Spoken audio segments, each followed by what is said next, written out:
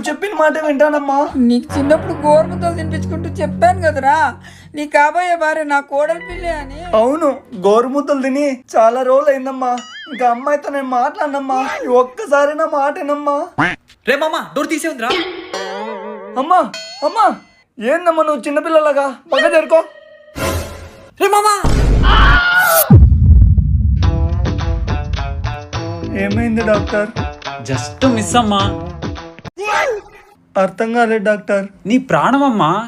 Fan ఇంకొంచెం గట్టిగా పడి ఉంటే నీ ఫ్రేమ్ గోడకు పడిపోయేది. జస్ట్ మిస్ అంతే. గట్టి తలకాయే. అబ్బా సారీ అమ్మా. కొంచెం రెస్ట్ తీసుకో, తగ్గిపోతుంది. ఎక్కువ ఆలోచిస్తే చిప్పు దొబ్బుద్ది. ఈ టాబ్లెట్స్ వాడండి, తగ్గిపోతుంది. తగ్గేంత వరకు దగ్గరుండి చూసుకునేది ఎవరు?